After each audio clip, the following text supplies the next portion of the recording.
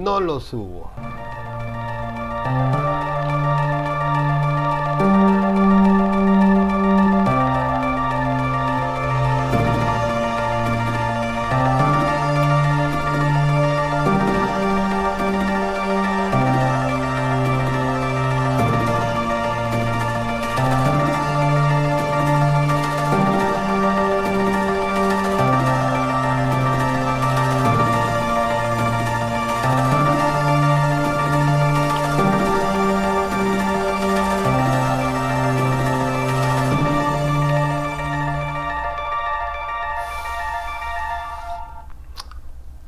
Buenas noches y bienvenidos al episodio número, ya ni siquiera sé el episodio, creo que es 117 del programa Cruda Realidad.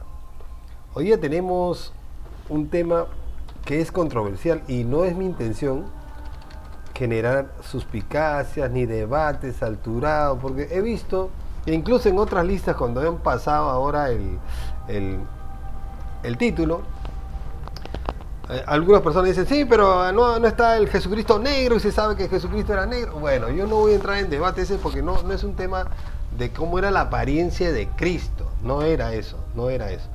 Así que vamos a entrar de lleno al tema. A ver, pic. Los múltiples Jesucristos. ¿Cómo es este tinglao, como dicen los españoles? Los múltiples Jesucristos aborda diversas interpretaciones y representaciones de la figura de Jesucristo, que corresponden a diferentes contextos culturales, religiosos y literarios. ¿Ok? A lo largo de la historia se han desarrollado varias versiones y percepciones de Jesús de Nazaret, tanto en el ámbito cristiano como en otras tradiciones. Y esto también el tema artístico, en las obras artísticas, las pinturas, en las estatuas, en todo el diseño se ha visto reflejado eso. Entonces, todo eso hay que verlo.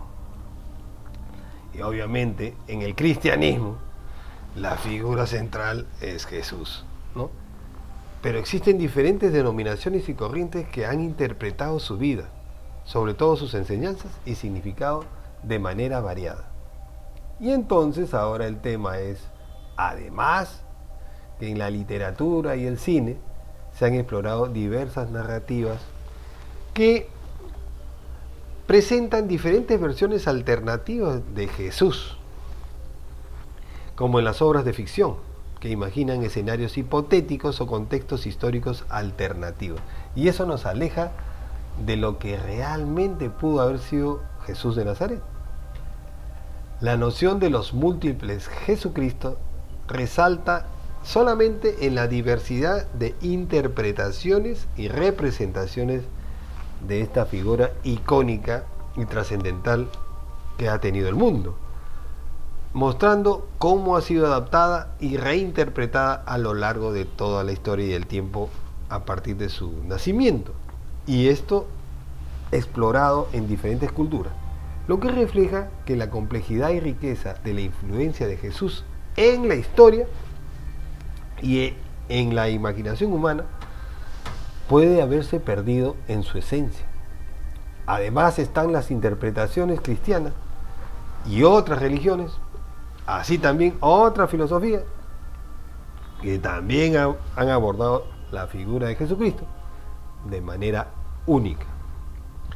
En algunas tradiciones espirituales no cristianas, Jesús puede ser visto como un maestro, un sabio o un profeta, y se le otorgan diferentes roles y significados en comparación con la teología cristiana tradicional.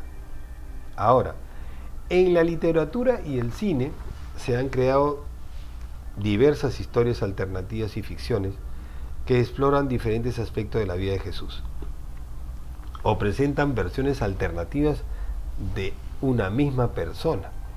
Estas narrativas a menudo buscan cuestionar las interpretaciones convencionales y estimular la reflexión sobre la naturaleza de la fe y la espiritualidad.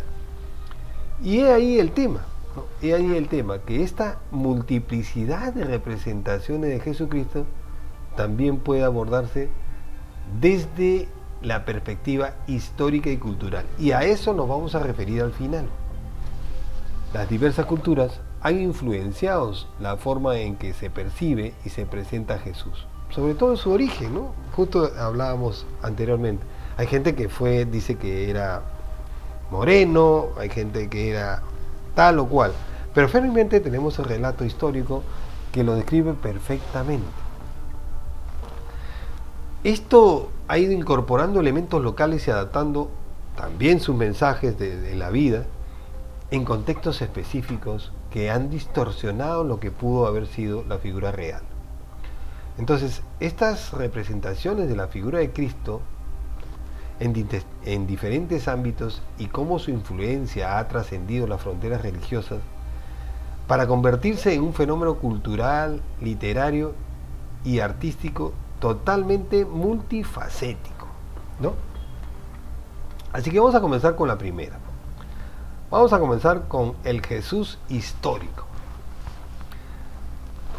Esta vertiente se centra en la figura de Jesucristo desde la perspectiva histórica, tratando de reconstruir su vida y enseñanzas y en las evidencias documentales y contextuales de cómo fue Jesús, qué hizo, y sobre todo se centra específicamente en los eruditos históricos verificables de las interpretaciones teológicas y mitológicas que se han acumulado a lo largo de los siglos.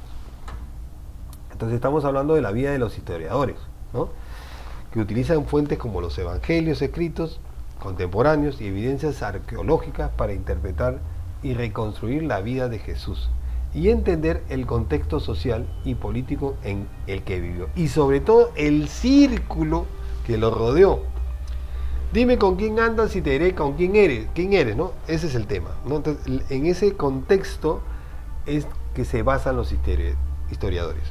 Sin embargo, este enfoque enfrenta desafíos significativos enormes debido a la falta de evidencia directa y a las interpretaciones divergentes de los antiguos textos. El Jesús histórico difiere en algunos aspectos de la figura teológica de Jesucristo a la cual estamos acostumbrados, a la que se representa en el cristianismo. Algunos estudiosos argumentan que las narrativas evangélicas contienen elementos teológicos y simbólicos, lo que hace difícil distinguir entre lo que realmente ha ocurrido y lo que fue reinterpretado o añadido más tarde. Y ahí tocamos un tema muy delicado, ¿no? Que es el tema de los milagros. ¿Jesús de Nazaret hacía milagros?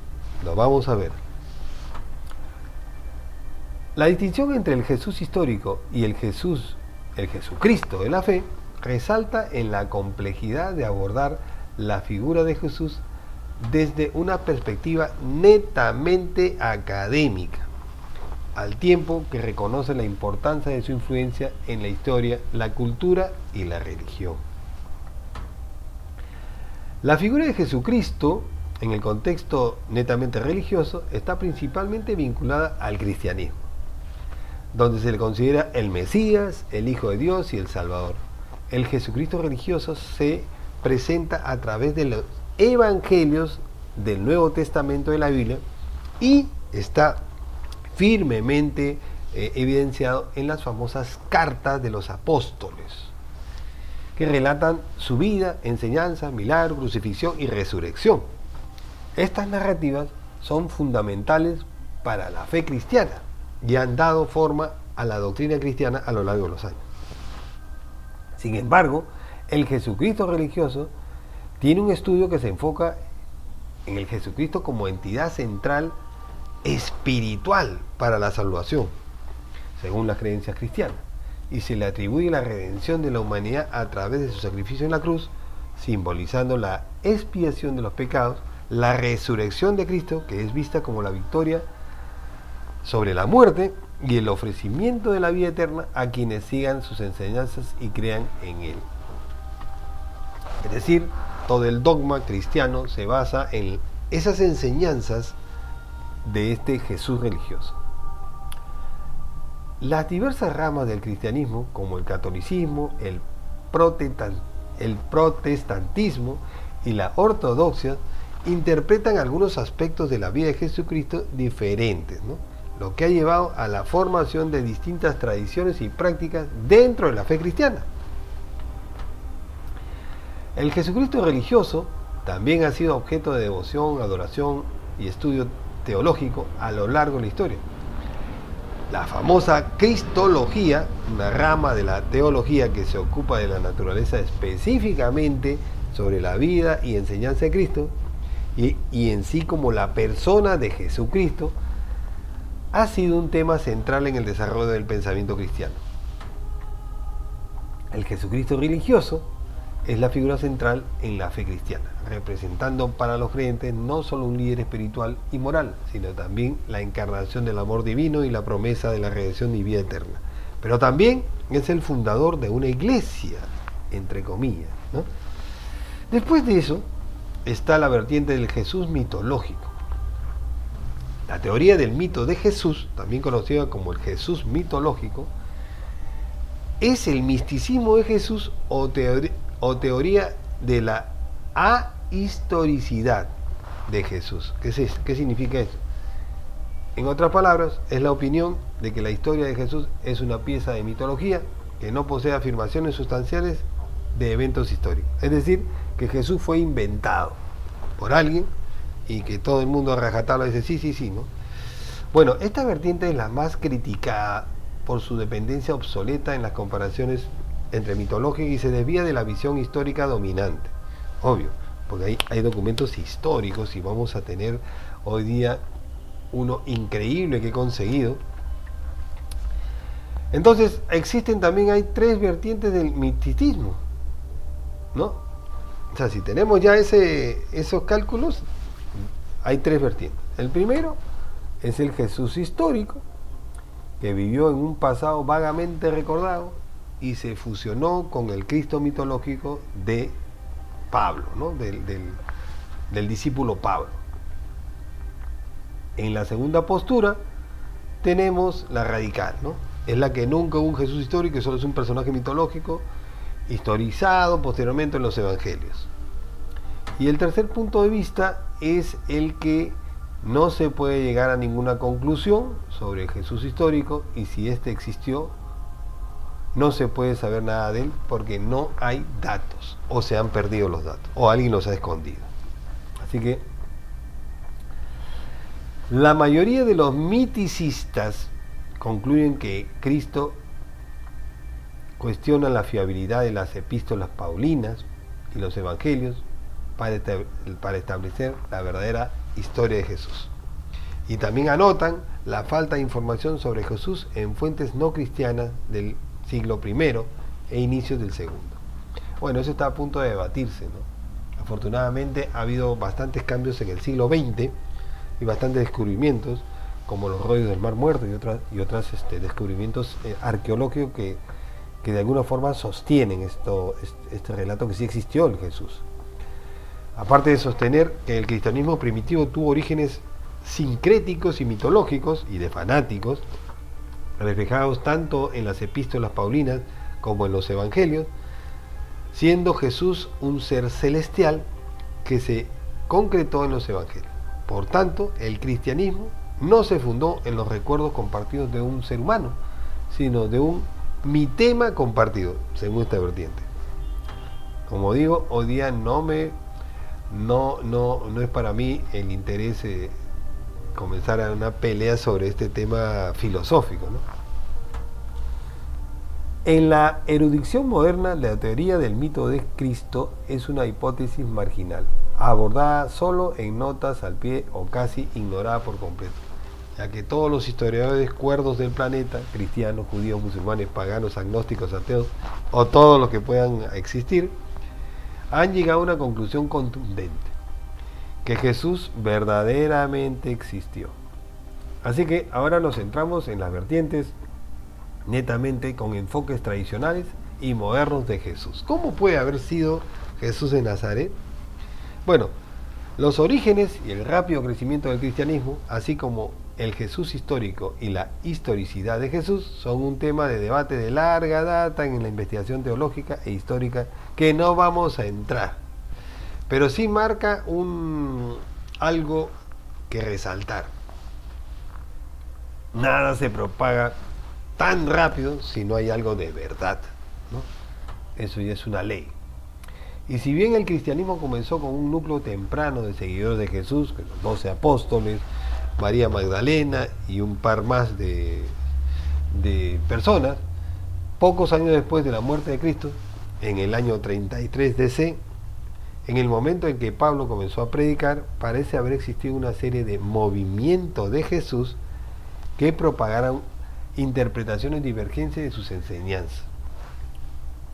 Aquí la pregunta central es: ¿cómo se desarrollaron estas comunidades y cuáles fueron sus convicciones originales?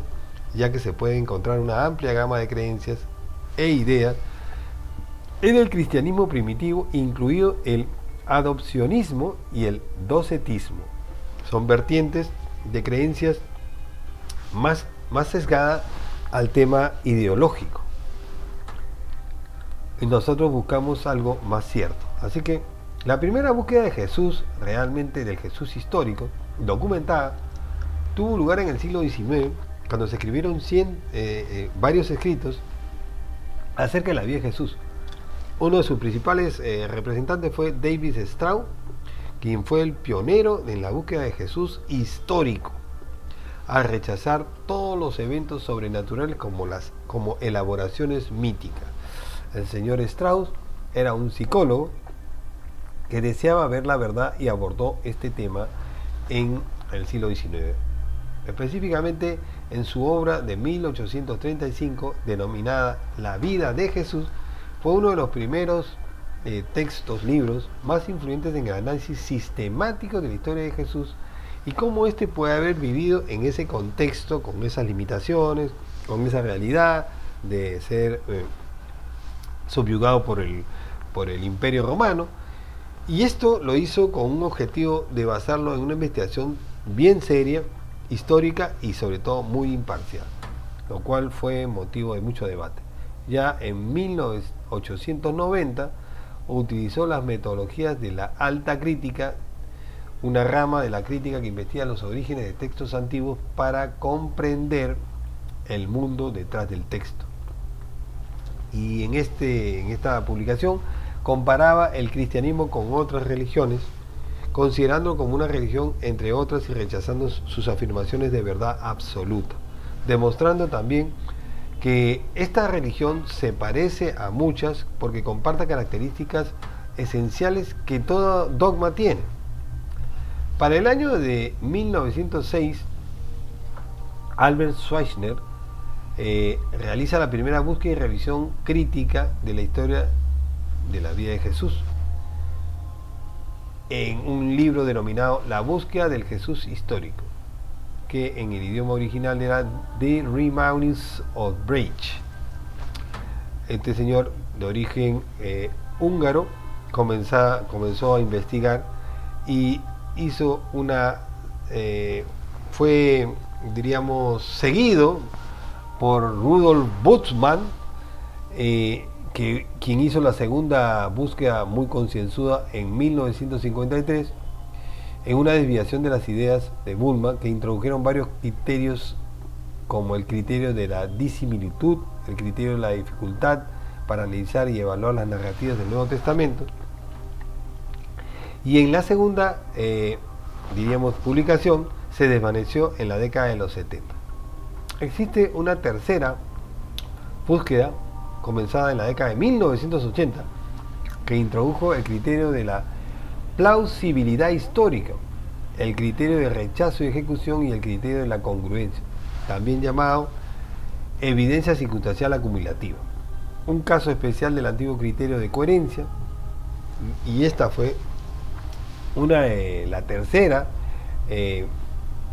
búsqueda interdisciplinaria y global, llevada a cabo por más de 120 académicos de múltiples disciplinas, lo cual arrojó nuevos conocimientos acerca del contexto, dando como resultado, miren esto, lo que está pasando hoy día, que Jesús era un palestino, hijo de judíos, y por lo tanto, era de origen hebreo.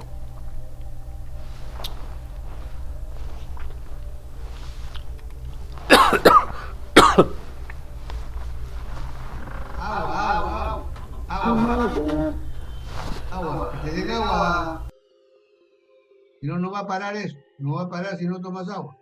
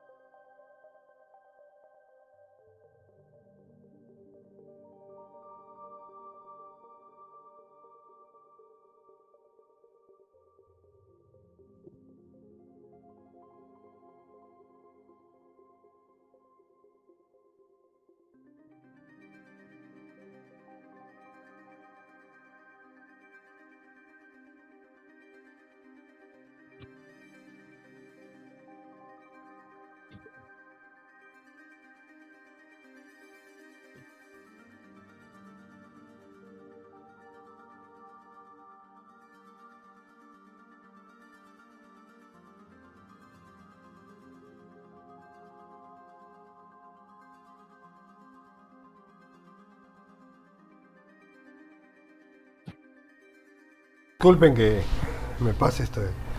Bueno, entonces, si es de origen palestino o judío, eso lo hace un hebreo y lo hace un blanco. No quiero nada en contra de la gente morena y nada de esa nota, pero es así. Así que los retratos de Jesús a menudo han diferido entre sí y de la imagen retratada. En los evangelios, ahí salió el tema de si era moreno, si era el África y esas cosas. Los retratos principales de Jesús resultantes de la tercera búsqueda son, en el campo ideológico, es un profeta apocalíptico, sanador carismático, filósofo cínico, mesías judío y profeta del cambio social. Según Ehrman, otro investigador, la opinión más extendida es que Jesús fue un profeta apocalíptico que posteriormente fue deificado. Testimonios no cristianos acerca de la existencia de Jesús. Ahora vamos al tema histórico. El primero, Flavio Josefo, 93 DC, un historiador judío romanizado que vivió del 37 al 110 DC, reconoce en su libro Testimonium Flavium, en aquel tiempo, lo dice, ¿no? Apareció Jesús, un hombre sabio, fue el autor de hechos asombrosos, maestro de gente que recibe el gusto de la verdad, y atrajo a muchos judíos y a muchos de origen griego. Él era el Mesías. Fue llamado por Pilato a causa de una acusación hecha por los principales de la iglesia, y dentro de ellos se le condenó a la cruz. Lo que antes le habrían amado, lo dejaron hacer. Con esto tenemos un documento histórico de que... Gracias. Vamos al segundo. Tácito, Cornelio Tácito, historiador romano, 55-120 DC, menciona que Nerón creó chivos expiatorios y sometió a las torturas más refinadas a aquellos a las que vulgó llamado cristianos, no cristianos, cristianos, un grupo odiado por sus abominables crímenes. ¿Qué eran? Su nombre proviene de Cristo, quien bajo el reino de Tiberio fue ejecutado por el procurador Poncio Pilato. Sofocaba momentáneamente la nociva superstición que extendió de nuevo, no solo en Judea, la tierra que origina ese mal, sino también a la misma ciudad de Roma. Pasamos a Plinio el Joven, del año 112 DC, procónsul de Bitania. En la carta 96 del libro 10, que es uno que reporta, escribe al emperador Tragano para preguntarle qué debía hacer con los cristianos. Dice textualmente: decidí dejar mancharme a los que negasen haber sido cristianos. Cuando repitieron conmigo la fórmula invocando a los dioses e hicieron una ofrenda del vino e incienso, tu imagen, que a este efecto y por orden mía había sido traída al tribunal junto a las imágenes de los dioses, cuando renegaron de Cristo, dijeron que habían dejado de ser cristianos 2 o 3 años antes, y algunos más de 20. Todos adoraron tu imagen y las imágenes de los dioses nuestros, y renegaron de Cristo. Mantenían que la sustancia de su culpa consistía en lo siguiente: haberse reunido regularmente antes de la aurora en un día determinado y haber cantado antifonalmente el himno a Cristo como a un Dios. Otro, Suetonio 120 DC, un historiador romano, hace una referencia en el libro sobre la vida de los Césares, donde narra la vida de los 12 primeros emperadores romanos, y en el libro quinto se refiere a un tal Crestus, al mencionar la expulsión de los judíos ordenada por el emperador Claudio. Expulsó de Roma a los judíos que andaban siempre organizados tumultos por instigación de un tal Crestus. Seguimos, Luciano 165 DC. El escritor griego Luciano Samasoa Satariza se burla de los cristianos en su obra La muerte de un peregrino. Consideran a un dios un legislador y le escogieron como un patrón, solo inferior al hombre de Palestina que fue crucificado por haber introducido una nueva religión en la vida de los hombres. Su primer legislador les convenció de que eran inmortales y que serían todos hermanos si negaban a los dioses griegos y daban culto a aquel sofista crucificado, sirviendo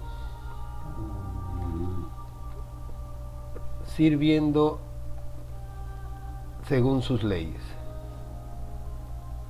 Acá tenemos a Tullius Lectulius. Miren la fecha. Este es el más importante que yo considero. Tullius Lectulius, 17 DC, 17, o sea, estaba en la época de Cristo.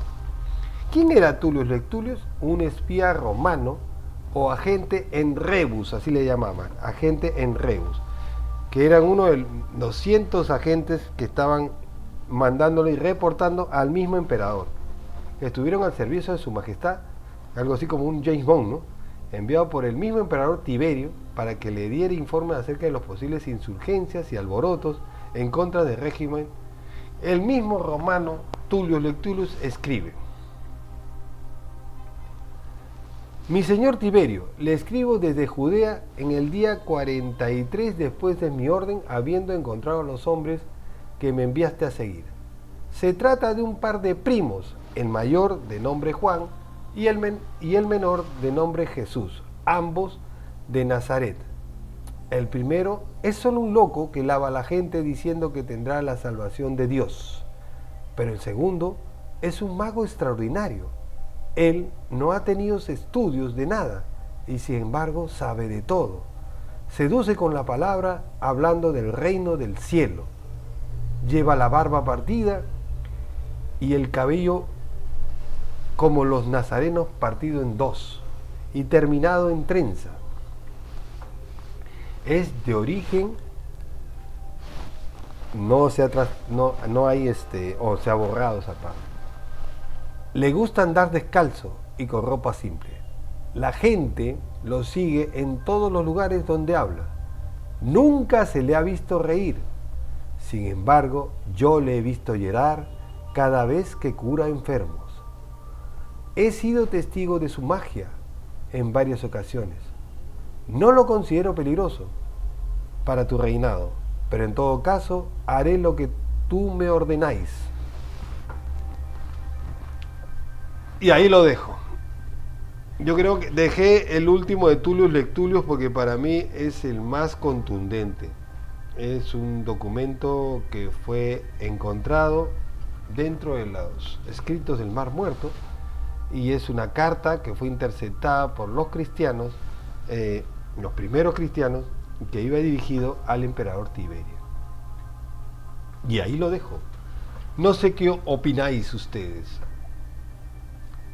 Bueno, el tema es que cuando uno llega a completar la palabra es de origen, lo que más se aproxima en la traducción es hebreo, y los hebreos son blancos. Y yo no tengo nada en contra de la gente morena, por si acaso. Sí, los hebreos son blancos. Y es increíble que los estudios den que era palestino. ¿Qué está pasando con los palestinos? Todos damos vuelta, ¿no?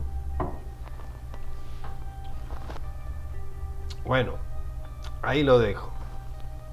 ¿Comentarios? ¿Qué dicen que dijo?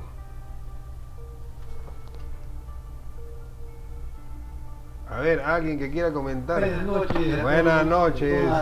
¿Cómo estás? Bien, bien. ¿Qué dice Ricardo? Aquí estaba leyendo, estaba escuchando todo esto que se ha puesto. Y bueno, lo de Jesucristo negro, si Jesucristo era moreno, si tenía cabello largo, si tenía ojos azules. No, ese no dicen en ningún momento. Hubo una gran controversia con una película de Jesucristo que siempre la ponen en Semana Santa en algunos canales de televisión, donde aparece un Jesucristo completamente blanco y ojos azules. Es una versión, no recuerdo qué dice. Y eso causó bastante controversia acerca de cómo era Jesucristo, ¿no? Sí, pues. Por otro lado, también tenemos, como has expuesto, cómo han visto a Jesucristo a lo largo de la historia y desde el punto de vista cultural de esa época. Sí, porque no es lo mismo, bueno, de que existió Jesucristo, sí, existió. Sí, ha existido. Eso hay documentación de diferentes. Claro, hay que han puesto ahí en sus. Hay griegos, de romanos, de judíos, o sea, sí hay documentación de Cristo. Por eso la teoría del misticismo se cae a pedazos, ¿no? O sea, en ese sentido sí. No es que hay mucha gente que niega a Cristo, que dice no existió. Pero sí existen documentos históricos. Y el más contundente para mí es el de Tullius Lectulius, un espía. Claro, obvio, todo emperador tiene que mandar sus espías, que le está reportando y lo considera como un brujo, asombroso, alucinante, ¿no? Pero nada pues deificable para ese espía, ¿no? Pero sí menciona que nunca a reír, o sea, no lo vio reír nunca, pero lo vio llorar mucho. Ahí lo dejo. Lo repito porque a mí me fascinó cuando... Lo repito para que podamos de acá debatir algo, ¿no? Dice: mi señor Tiberio, le escribo desde Judea en el día 43 después de mi orden, habiendo encontrado a los hombres que me enviaste a seguir. Se trata de un par de primos. Ajá, primos. O sea, estamos hablando de San Juan el Bautista y Jesús. Mira, lo mandaron vete a Juan el Bautista y a Jesús. Entonces, ya, lo mandaron. Ambos de Nazaret, o sea, ambos eran de Nazaret, ya. El primero es solo un loco que lava a la gente diciendo que tendrá la salvación de su Dios. Perfecto. Pero el segundo es un mago extraordinario. Definición de mago extraordinario. A ver. Un mago en esa época, ¿qué era? A ver, Ricardo. Un mago, pero que había también los tres reyes magos, ¿no? Pero esa es otra cosa. No. Los tres reyes magos eran unos de Oriente, ¿no? Es otra cosa, es otro concepto en cuanto a lo que es el rey mago. Continúo, dice. Él no ha tenido estudios de nada y sin embargo sabe de todo. Entonces lo considera un mago sabio. Coincide con otros escritores, otros historiadores, ¿no? Seduce con la palabra hablando de un reino en el cielo. Acá está la descripción. Lleva la barba partida y el cabello como los nazarenos partido en dos y con trenza. Mira, esa es la descripción. Le gusta andar descalzo y con ropa simple. La gente lo sigue en todos los lugares donde habla. Nunca se le ha visto reír. Sin embargo, yo lo he visto llorar cada vez que cura enfermos. He sido testigo de su magia en varias ocasiones. No lo considero peligroso para tu reinado, pero en todo caso haré lo que tú me ordenáis. O sea, lo tenían chuponeado a Cristo. Lo tenían chuponeado, lo estaban siguiendo y cualquier cosa en falso, y ya tenías a un James Bond ahí que te mataba con una pócima seguramente. Su forma de matar en esa época, ¿no? Entonces, pero este es un testimonio histórico que la verdad que es el más descriptivo. No sé qué opinan los demás, qué quieren decir, algo, por favor. Yo ya voy a detener la grabación para que ya no haya nada.